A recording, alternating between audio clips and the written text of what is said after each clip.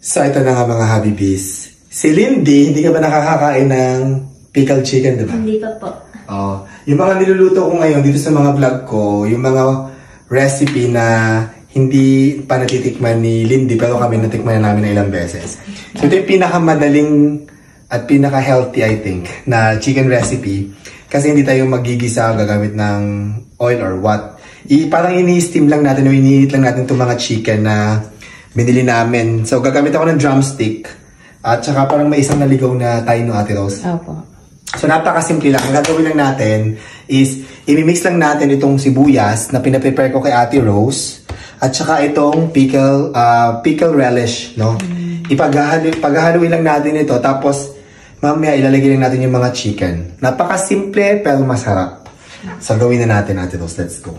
Yan yung luto na hindi mo panangkap, sir. Yes, diba? O, lalagyan natin dito sa ating kawali. Okay. Yan.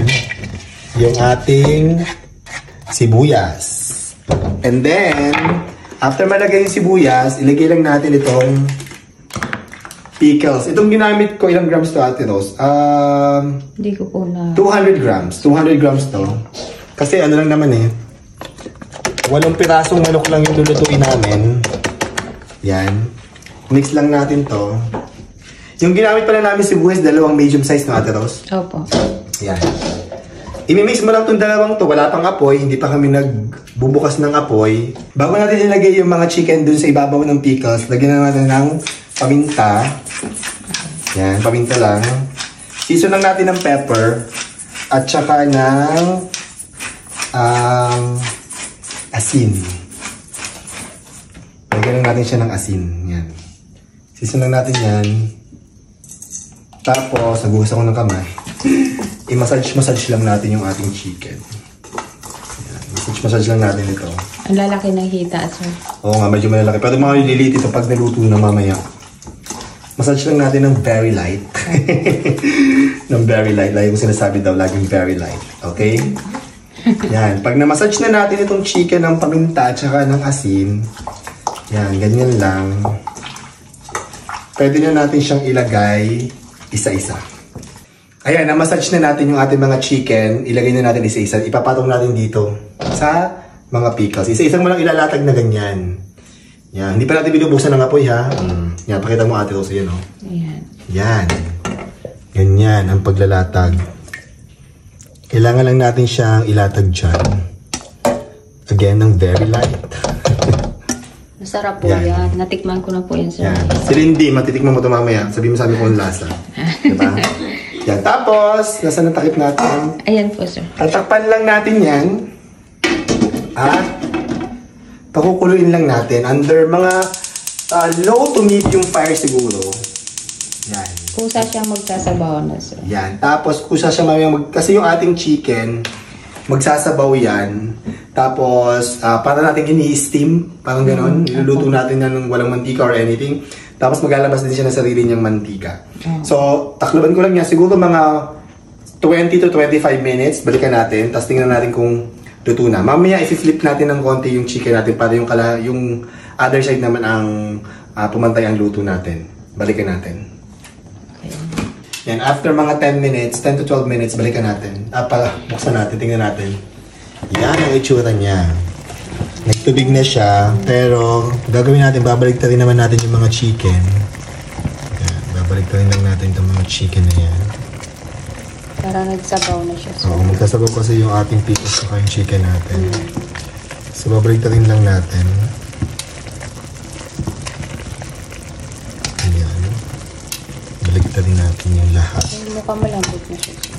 Para lang siyang, di ba, wala tayong ginawang gisa or what. Para lang siyang pinagpatong-patong, tapos parang mo lang in-steam. Opo. In-steam mo sa pickles at saka sa sibuyas, di ba? Yan. Pero di pa yung luto, kasi yan, ano pa yung chicken natin. Ay? Yung kabila, sir. Yung kabila, yan. Yan. Then, takpan lang ulit natin at lutuin pa for another mga 10 to 15 minutes. Or depende mamaya, check natin. Basta mahina lang yung apoy. Yan. Balikan ulit natin.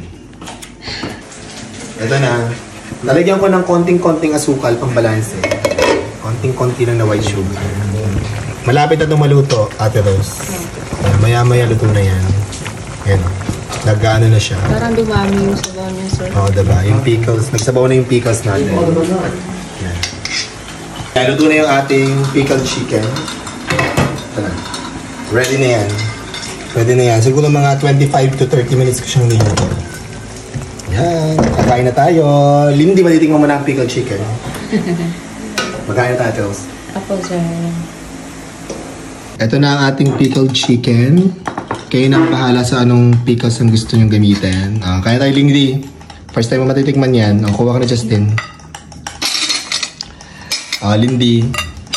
Tikman ang pickled chicken. Kasi si Ate Rose matagal na nakatikim niyan. Ako. Nakatikim na ako niyan, sir. Yes. Sobrang sarap. Yan. Tikman mo na, Lindy. First time ni Lindy makatikim ng pickled chicken. Ate Rose, halika na. Kumain tayo. Ako, sir. Dito ka na umupo sa tabi ko. Ako. Okay, go. Mainit, Lindy, ha? Tingnan mo. At yun ay napakadali at napakasimple at napakadaling lutuin. Ang tanong, Masarap ba ang tanong? Yes. Kung pasado sa lasa. Pasado ba sa lasa? Diba? Pasado yan. Masarap po yan. sarap. Ang totoo. Sobrang sarap, sir. Wala. Totoo? Totoo. Namit? Namit tayo. Namit kaayo daw. Ate Rose, sige na. Kain tayo. Ako, sir. Let's Kakain na rin go. po ako. Ate Rose. Ang laki ng hita, sir. Kasing laki ng hita ko. Lang po. Pwede na bang i-pickled chicken ang hita mo, Ate Rose? Pwede na po, pata. Pata? Ay, tama. Hindi sa chicken, pata siya. Opo. Crispy pata pala. Sarap nito. Tikman. Di ba napakadaling lutuin lang? Pwede mo yan lutuin sa pag-uwi mo sa inyo.